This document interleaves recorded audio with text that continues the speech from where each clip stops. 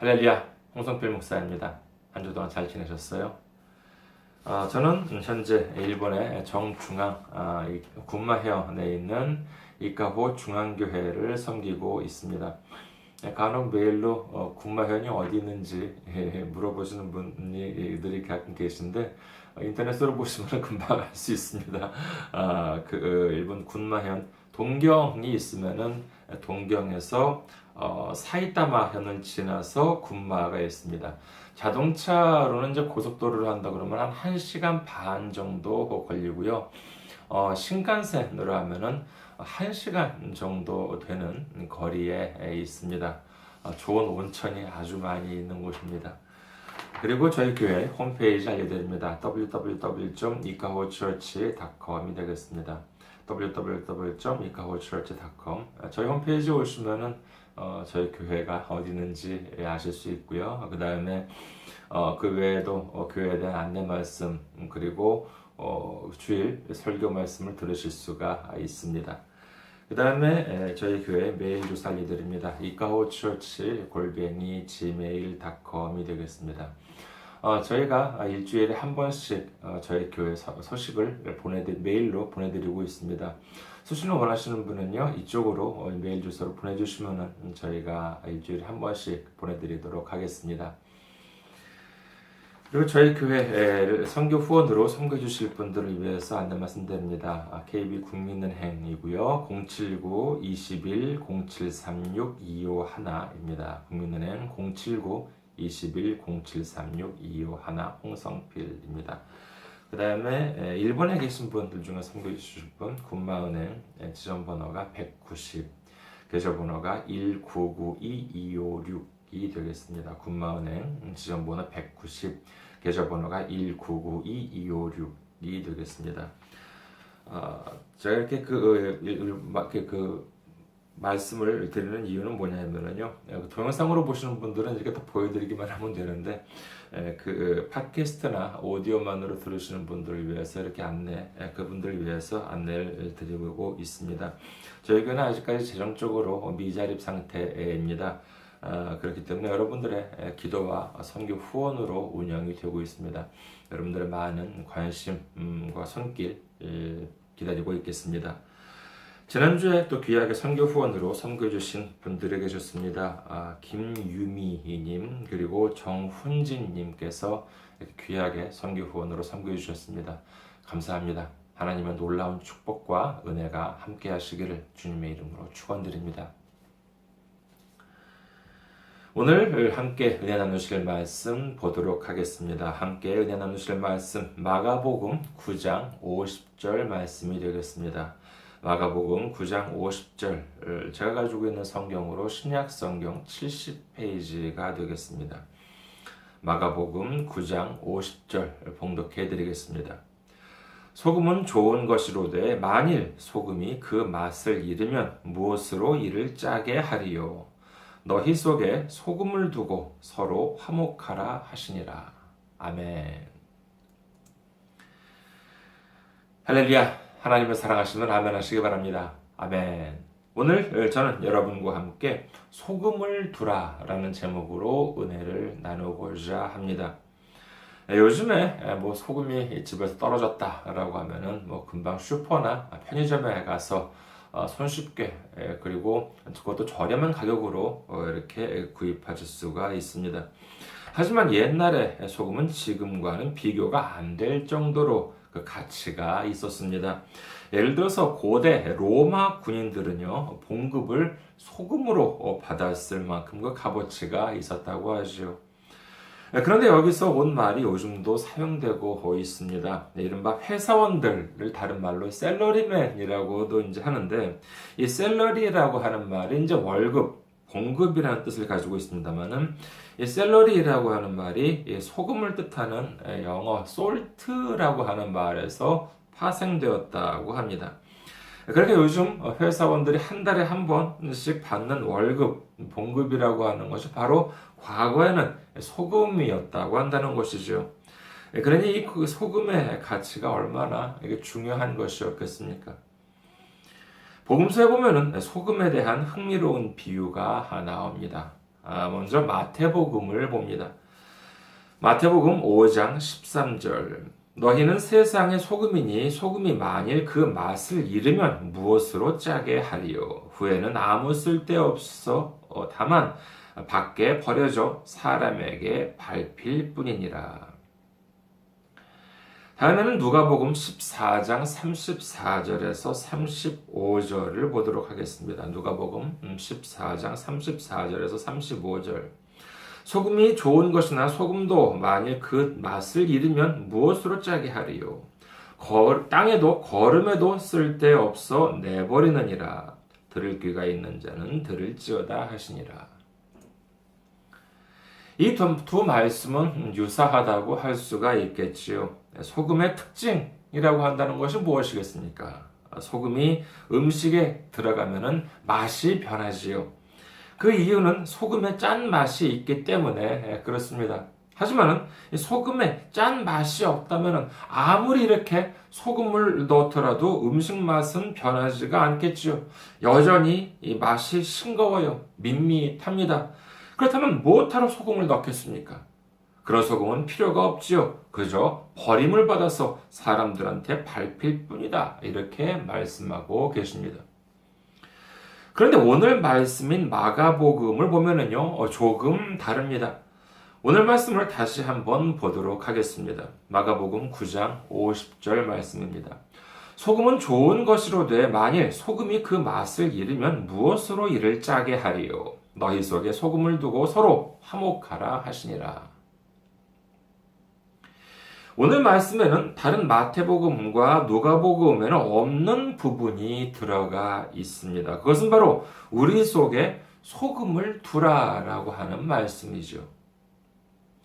오늘은 이 소금을 우리 안에 두라라고 하는 것이 무엇인지를 살펴보고 주님께서 우리에게 주시는 은혜를 충만하게 받는 시간이 되시기를 주님의 이름으로 축원합니다.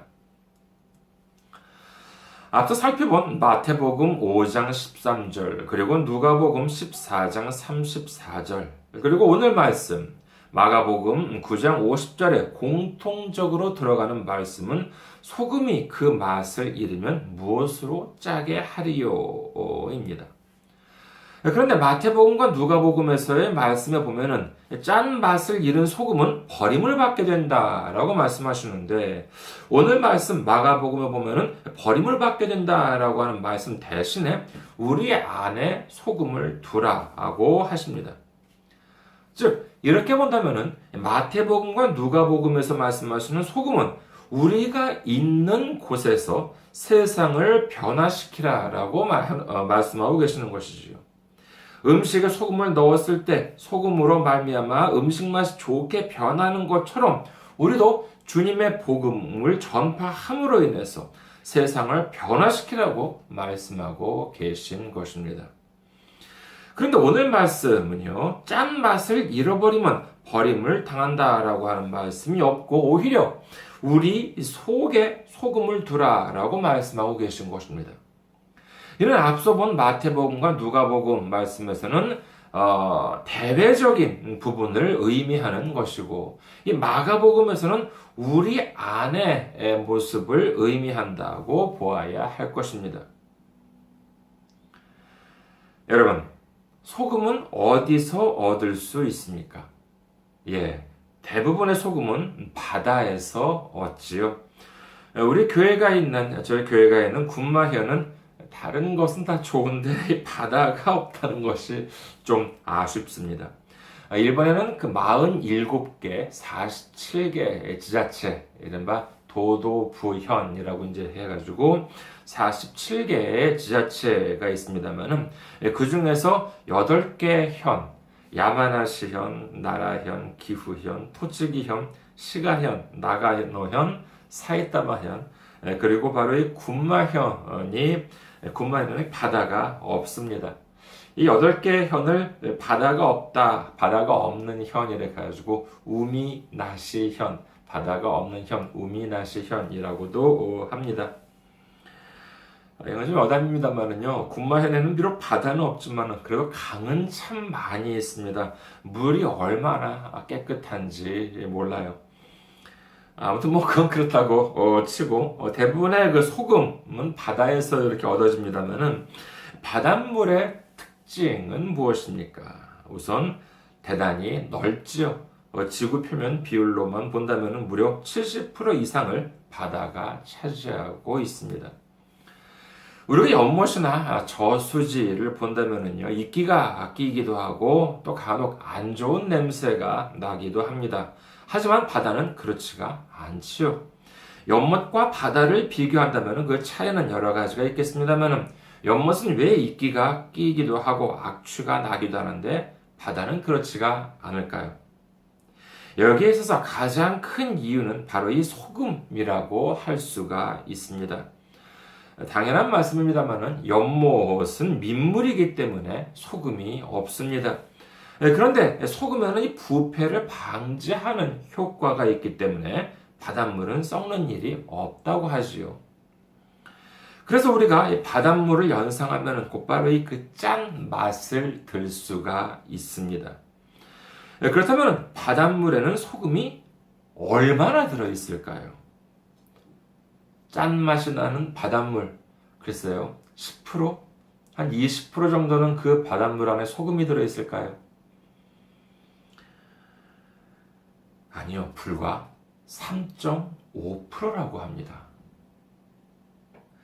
다른 물들과 바닷물의 차이가 고작 3.5%밖에 차이가 없다고 하는데 이 작은 차이로 인해서 민물은 썩어가지만은 바닷물은 썩는 일이 없다고 하니 이 얼마나 놀라운 일입니까? 하나님께서는 우리가 너무나도 부족하다는 것을 잘 알고 계십니다. 그렇기 때문에 우리에게 많은 것을 바라지 않으세요. 바란다 하더라도 어차피 우리가 할 수 없다는 것을 너무나도 잘 아시기 때문인 것입니다. 그래서 어떻게 하셨습니까? 작은 것, 아주 작은 것만 우리한테 바라십니다. 하나님께서는 어쩌면 일주일 내내 하나님만 생각하면서 살아가기를 원하셨을지도 모릅니다. 하지만 인간은 그렇게 할 수가 없어요. 그래서 어떻게 하셨습니까? 출애굽기 20장 8절에서 10절 보면은요. 안식일을 기억하여 거룩하게 지키라. 엿새 동안은 힘써 네 모든 일을 행할 것이나 일곱째 날은 내 하나님 여호와의 안식일인즉 너나 내 아들이나 내 딸이나 내 남종이나 내 여종이나 내 가축이나 내 문 안에 머무는 객이라도 아무 일도 하지 말라. 일주일 7일 중에서 더도 말고 하루만 나를 기억하고 하루만 나를 기념해라. 이렇게 말씀하신 것입니다. 7분의 1이죠. 그런데 7분의 1도 많으십니까? 그래서 하나님께서는 11조를 말씀을 하십니다. 신명기 14장 22절입니다. 너는 마땅히 매년 토지소산의 11조를 드릴 것이며 말라기 3장 8절에도 보면은요. 사람이 어찌 하나님의 것을 도둑질하겠느냐. 그러나 너희는 나의 것을 도둑질하고도 말하기를 우리가 어떻게 주의 것을 도둑질하였나이까 하는도다. 이는 곧 11조와 봉헌물이라. 이 11조 내가 수입이 있었습니다. 그러면 그 중에서 10분의 1을 드리는 것 참 야박하게 느껴지기도 하지요. 하지만 이는 하나님의 은혜라고 하는 사실을 알아야 합니다. 너의 수입 중에서 다 바치지 말고 7분의 1도 아니고 그냥 10분의 1만 바쳐라. 그것으로 내가 만족하게 여기겠다. 이렇게 하나님께서 말씀하고 계신 것입니다. 이는 단순히 10분의 1만 가지고 만족하겠다라고 하는 말씀으로 끝나는 것이 아니라 네가 10분의 1만 나한테 바치면은 모든 것을 다 바친 것으로 쳐주겠다라고 말씀하시는 하나님의 은혜인 것입니다. 하나님의 은혜는 여기서 머물지 않습니다. 과거에는 하나님을 믿기 위해서 지켜야 할 일들이 얼마나 많았습니까? 짐승도 바쳐야 했고 속죄제다, 속건제다, 요제다, 소제다 해서 여간 복잡한 것이 아니었습니다. 율법이 얼마나 많았습니까? 원래는 600개가 넘었습니다. 613개라고 하죠. 그런데 이걸 또 바리새인들, 율법학자들이 또 늘려놨습니다. 그래가지고 나중에는 2000개가 넘게까지 됩니다. 그런데 이와 같은 율법으로 인해 가지고 그럼 우리가 구원받을 수 있느냐? 613개, 2134개 이 정도 율법을 지키기만 하면은 우리가 구원받을 수 있냐라고 하면은 그럴 수도 없습니다. 왜냐하면 하나님께서 주신 율법을 완전하게 지킬 수가 없기 때문인 것이지요. 그러나 이처럼 부족한 우리를 위해서 하나님께서는 어떻게 하셨습니까? 그렇습니다. 예수님을 주셨습니다. 히브리서 9장 12절 염소와 송아지의 피로 하지 아니하고 오직 자기의 피로 영원한 속죄를 이루사 단번에 성소에 들어가셨느니라. 히브리서 9장 26절 그래하면 그가 세상을 창조한 때부터 자주 고난을 받았어야 할 것이로되 이제 자기를 단번에 제물로 드려 죄를 없이 하시려고 세상 끝에 나타나셨느니라. 히브리서 10장 10절 이 뜻을 따라 예수 그리스도의 몸을 단번에 들이심으로 말미암아 우리가 거룩함을 얻었노라. 과거에 양이나 소들을 제물로 드린 이유가 무엇이었습니까? 하나님 앞에서 죽어 마땅한 우리의 죄를 우리가 스스로 해결하지 못하기 때문에 이를 대신해서 짐승들을 죽이고 하나님 앞에 제물로 드렸던 것입니다. 하지만 이것으로는 너무나도 부족해요. 완벽한 제사가 아니었습니다. 그래서 어떻게 하셨습니까? 그렇습니다. 예수님께서 오셔서 이제 단 한 번의 제사를 드려주심으로 인해서 완벽한 제사를 드려주심으로 인해 가지고 우리가 이제 더 이상 짐승으로 제사를 드릴 필요가 없게 해 주신 것입니다. 우리의 죄를 모두 완벽하게 해결해 주신 것이지요. 그러면 이제 우리는 무엇을 하면 됩니까? 그렇습니다. 하나님의 독생자 예수님을 구주로 영접하면 됩니다. 이름을 믿기만 하면 되는 것이지요. 요한복음 1장 12절에서 13절을 봅니다. 요한복음 1장 12절에서 13절 영접하는 자, 곧 그 이름을 믿는 자들에게는 하나님의 자녀가 되는 권세를 주셨으니 이는 혈통으로나 육정으로나 사람의 뜻으로 나지 아니하고 오직 하나님께로부터 난 자들이니라. 아멘. 더도 말고 그 예수 그리스도 그 이름만을 믿기만 하면 된다고 성경은 말씀하십니다. 그렇다면 우리에게 어느 정도의 믿음의 분량이 있으면 될까요? 어느 정도의 믿음의 분량으로 예수님을 믿으면 될까요? 누가복음 17장 6절에 보도록 하겠습니다. 누가복음 17장 6절 주께서 이르시되 너희에게 겨자씨 하나일 만한 믿음이 있었더라면 이 뽕나무더러 뿌리가 뽑혀 바다에 심겨라 하였을 것이요 그것이 너희에게 순종하였으리라. 여러분 겨자씨를 혹시 보신 적이 있으십니까? 저도 실제로는 본 적이 없어서 한번 인터넷에서 찾아보았습니다. 그랬더니 더도 말고 딱 좁쌀이더라고요. 지름이 1mm 정도라고 합니다. 예수님께서는 이 땅에 오셔서 수많은 기적들을 행하셨습니다. 물을 포도주로 만드시기도 하셨고 물 위를 걷기도 하셨지요. 병자들을 치료하기도 하셨고 죽은 자를 살리기도 하셨습니다. 떡 5개와 물고기 2마리로 수천 명을 먹이시기도 하셨지요. 하지만 그런 기적을 일으키시고는 나는 하나님의 아들이기 때문에 나만 할 수 있는 것이야 라고는 한 번도 말씀하지 않으셨습니다. 오히려 반대로 우리도 그와 같은 일을 할 수 있다고 하십니다. 그런데 그 조건이 무엇입니까? 7분의 1이요? 10분의 1이요? 아닙니다. 그 좁쌀만한 겨자씨만큼만 믿음만 있으면 능히 이룰 수 있다고 하시는 것입니다. 그만큼만 믿으면 다 믿은 것으로 쳐주겠다 이렇게 말씀하고 계신 것이죠. 이 얼마나 감사한 말씀입니까? 하지만 실상 우리의 믿음은 어떻습니까? 기도원이나 부흥회에 가서 은혜를 받거나 하면은 아니면 놀라운 기도 응답을 맛보았을 때는 뭐 할렐루야 주여 감사합니다 그러지요. 그런데 조금 지나면은 어떻습니까? 조금 어려움이 닥치면 언제 그랬냐는 듯이 하나님 탓하고 세상 탓하고 그렇습니다. 그런데 이런 모습 어디서 많이 보지 않았습니까? 그렇습니다. 애굽을 탈출한 이스라엘 백성들이 보여주었던 모습이었습니다. 출애굽기 14장 30절에서 31절을 봅니다. 출애굽기 14장 30절에서 31절. 그 날에 여호와께서 이같이 이스라엘을 애굽 사람의 손에서 구원하심에 이스라엘이 바닷가에서 애굽 사람들이 죽어 있는 것을 보았더라. 이스라엘이 여호와께서 애굽 사람들에게 행하신 그 큰 능력을 보았으므로 백성이 여호와를 경외하며 여호와와 그의 종 모세를 믿었더라.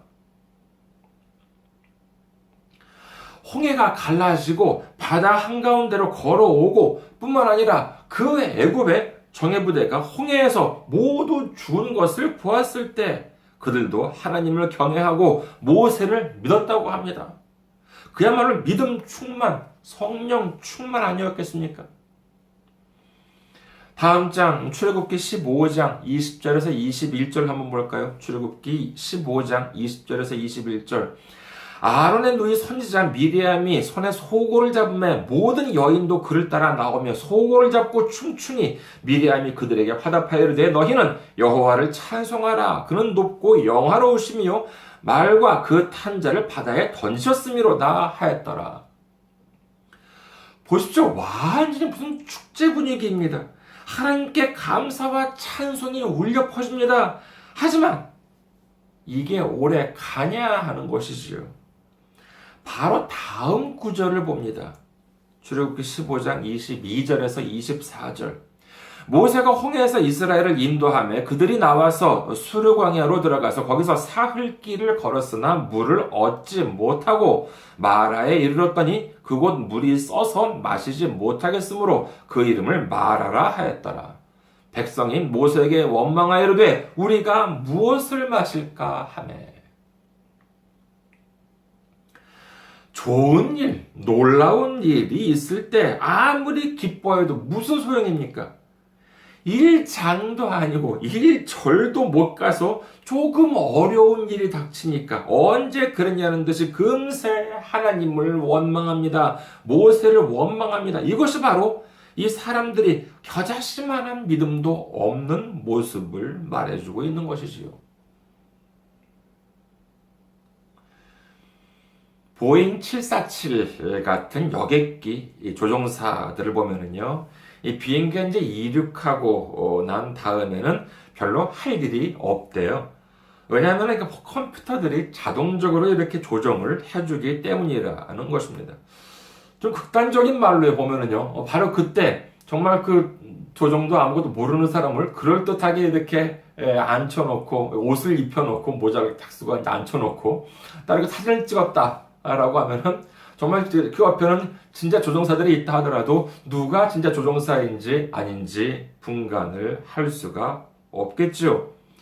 뭐 아무것도 안 하고 가만히 이렇게 옷 입고 앉아 있는데 어떻게 차이가 나겠습니까? 하지만 진짜 차이가 날 때는 언제겠습니까?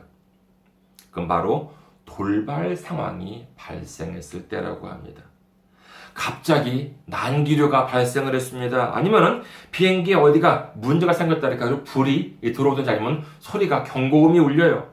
그럴 때 보면은요, 조종사들은 자동운전에서 수동운전으로 전환을 해가지고 대처를 한다고 합니다. 그런 상황이 되면은 그 사람이 진짜 조종사인지 가짜 조종사인지 금방 알아볼 수가 있겠지요. 믿음이 있는 사람도 마찬가지입니다. 좋은 일이 있을 때에는 3.5%의 믿음이 있는지, 겨자씨만한 믿음이 있는지 구분이 안 됩니다. 다 좋아하니까는 그렇지요. 그러나 언제 차이가 나요? 시련이 닥칠 때 차이가 납니다. 어려움이 닥칠 때 진정한 믿음의 사람인지 아닌지가 곧바로 드러나지요. 믿음의 사람은 3.5%에 불과한 그 작은 믿음에도 불구하고 썩어가는 물들을 물리칩니다. 겨자씨만한 믿음에도 불구하고 예수님의 이름으로 큰 역사를 행합니다. 하지만 믿음이 없는 사람들은 어떻습니까? 과거에 주님께서 베풀어 주신 그 놀라운 은혜를 기억하지 못하고 언제 그랬냐는 듯이 금방 하나님을 원망하고 예수님을 원망합니다. 세상을 원망합니다. 신세를 한탄합니다. 3.5%의 믿음을 갖기 전에, 겨자씨만한 믿음이 채워지기 전에 우리는 너무나도 쉽게 포기하고 맙니다. 절망하고 마는 것입니다. 그러면 어떻게 되겠습니까?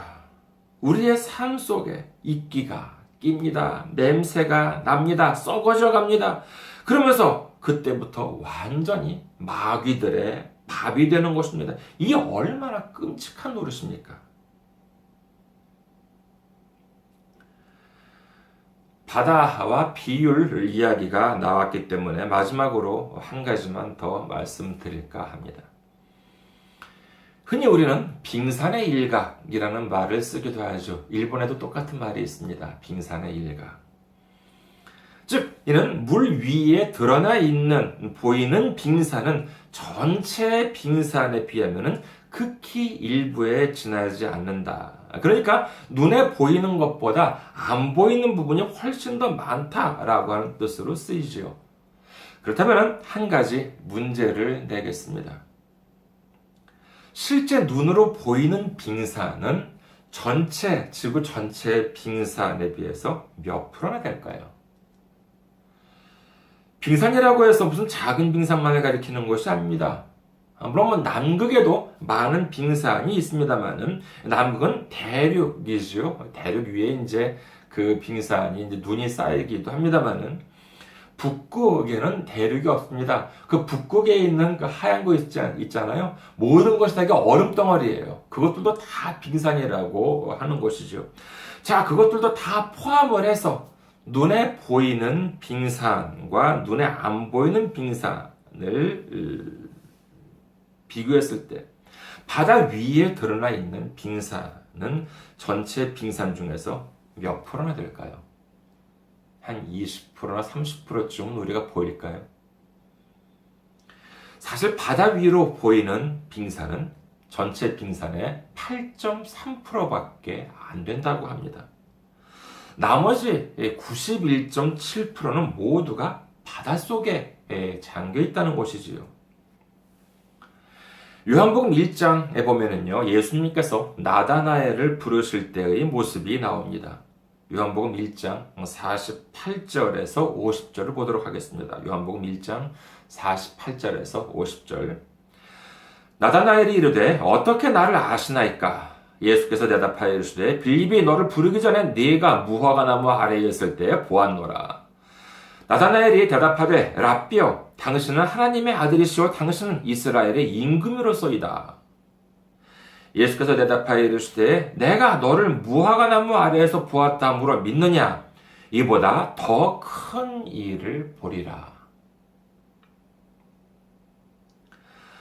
나다나엘은 자기가 저기 멀리 무화과 나무 아래에 있을 때 나를 알아보았다 라고 예수님께서 말씀하시자 정말 예수님이 정말 진정한 하나님의 아들이구나, 진정한 이스라엘의 임금이구나, 이렇게 알아보고 믿었다라고 한다는 것입니다. 하지만 이를 보고 예수님께서는 뭐라고 그러시냐? 이보다 더 큰 일을 보게 될 것이다, 이렇게 말씀하고 계신 것이지요. 우리가 예수님을 믿게 된 계기는 각자 다를 것입니다.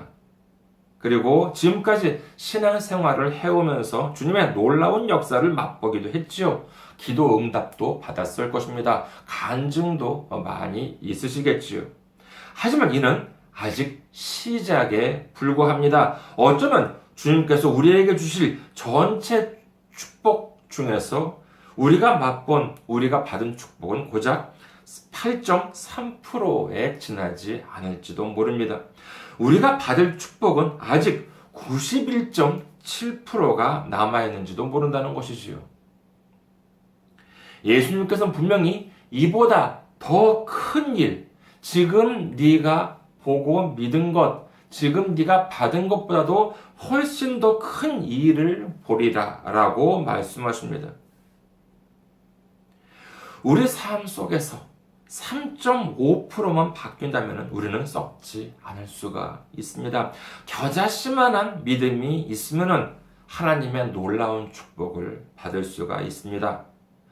우리 모두 마음속에 믿음의 소금을 두어서 썩지 않는 믿음, 포기하지 않는 믿음을 갖고 주님께서 주시는 8.3%의 축복이 아니라 나머지 91.7%의 축복, 크고 놀라운 축복을 모두 받는 우리 모두가 되시기를 주님의 이름으로 축원합니다. 감사합니다. 항상 승리하시고 건강한 모습으로 다음 주에 뵙겠습니다.